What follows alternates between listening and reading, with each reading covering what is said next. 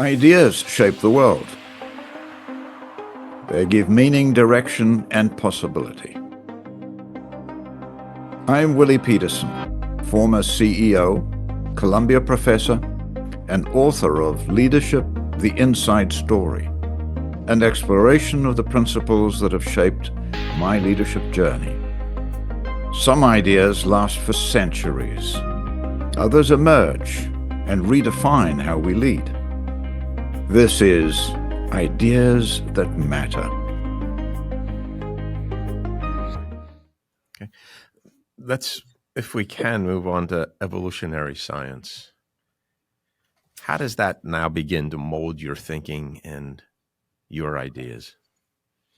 It confronts us with an imperative. I strongly believe that there are laws that we're subject to, and then there are occasions where we have freedom of choice. Now, when we're confronted with a law, you can't change it. You've got to comply with it. Laws like gravity. Mm-hmm. Now, evolutionary science is a law. It constrains our choices. We can't get rid of it. It won't go away because we refuse to look at it.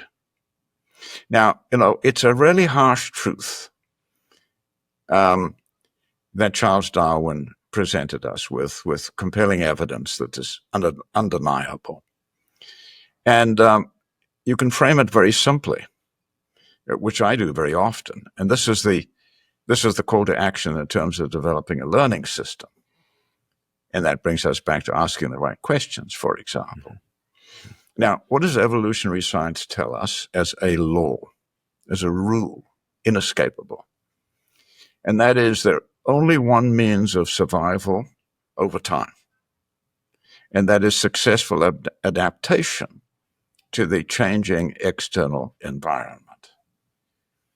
Now, in nature, this happens through favorable or unfavorable variations on a blind random process. Plants, vegetation, animals in nature are not sentient creatures who sit down and deliberate about this and say, how should we adapt? They're just subject to, the consequences of being maladapted to the external environment, and they perish.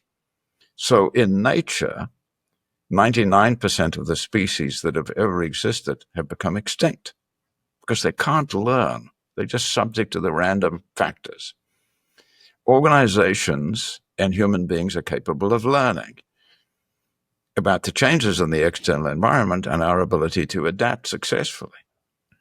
And as I mentioned, I find this quite alarming, that our track record is so poor that we're doing this in a worse and worse and worse way.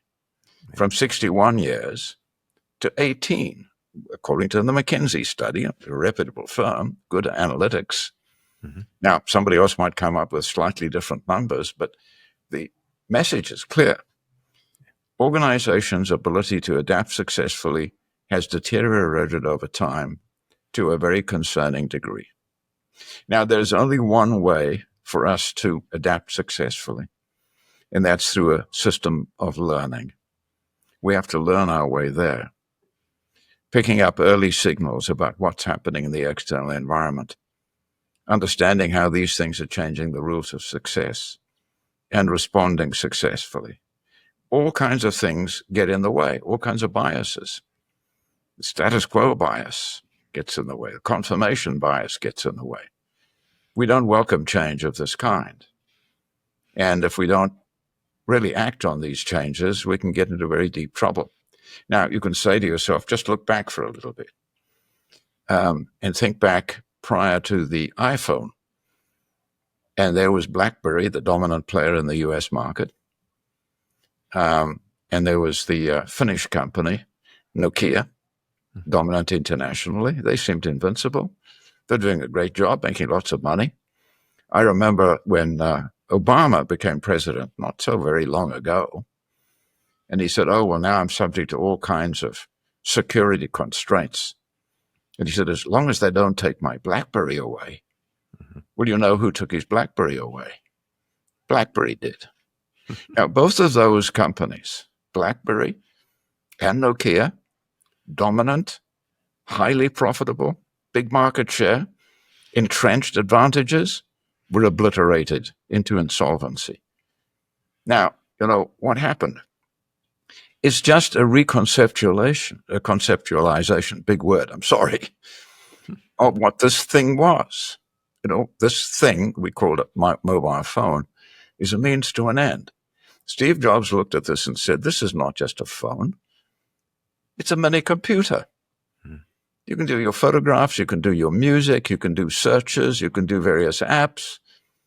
You can put it in your pocket, and you can walk around with a mobile mini computer. And he just provided this new concept, and that wiped that out because they said, well, we're a telephone. You can do emails, and you can do messaging, and and you can make phone calls. And they thought that was it. But if they just thought about it differently, now the signs and signals that were available for them to observe that was leading towards that outcome were there. They didn't see it clearly. Steve Jobs saw it clearly and wiped them off the map. Now, that's an extraordinary event. It's what I call a sudden revolution. There are only two kinds of revolutions in the business world, and I think in the world at large in terms of changes. There are gradual revolutions, and there are sudden revolutions. And the sudden revolutions are very rare, but they can be highly disruptive. And it was Peter Drucker who, I think, said, the trouble with disruption is not the disruption, it's acting with yesterday's logic. We tend to be locked into yesterday's logic. So I honestly think this ability, it's not a guarantee. It's almost under the heading of risk mitigation. Is to say there are going to be these upheavals. Some of them are going to be a surprise. When the financial crisis happened in 2008, I think it was, 2007, 2008, not many people expected it. It happened very suddenly. And we have to cope with that kind of resilience that gets called into action. But there are many, many gradual revolutions. Now, AI is a gradual revolution. I mean, the signs of this were there. It's been studied, for a number of years. There are the early applications of it now that are stunning, but it's only the beginning. And, what we're trying to do at Columbia now with a great sense of emphasis is to develop a very deep understanding of the potential and the hazards of applying artificial intelligence. Mm-hmm. We're learning our way there. I mean, the alternative is just to be a victim of it and say, oh, geez, this happened, and my competitors are now taking advantage of it, and I'm not. We have to learn our way there. That's exactly what Columbia, and I'm sure other business schools are doing with great emphasis now, is offering the deep learning that enable people to use this incredible tool effectively. Now, the thing I worry about, it's always for me, a tool like this, I think about it as the agony and the ecstasy. The ecstasy is what it can open up to us as human beings to improve our lives and our efficiency and our joys in many ways. What worries me about it, and that's the agony part, is when it inevitably gets applied in the military sphere. Mm-hmm. And when you think about atomic warfare, it's all about early responses, early detection of your enemy's actions, and quick responses. Now, the truth of the matter is that already today, AI can do that faster than humans. Mm-hmm. So, of course, you say, well, I'd better apply AI. My enemy is likely to apply AI. The tools of applying AI will get stronger and stronger. Eventually, the temptation will be to put artificial intelligence in charge of that decision, because if hesitation is going to be fatal. Now, how are we going to do this? Is the new arms control. It's AI control.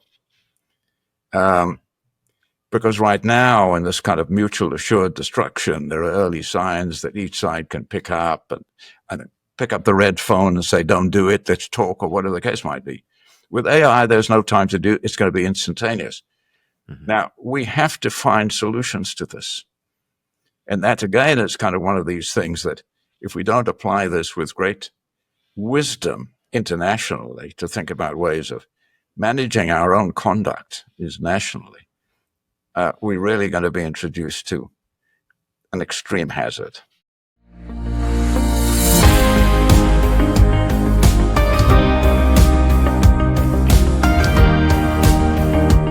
Hi, I'm Willie Pietersen.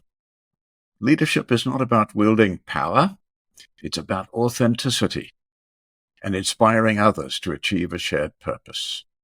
Excelling as a leader is a continuous journey of pursuing ideas that matter as the environment shifts and new challenges emerge. Thank you for watching. Please share your ideas by leaving your comments below. We learn best when we learn together. And if you've enjoyed this discussion, I invite you to subscribe to the channel. Thank you again.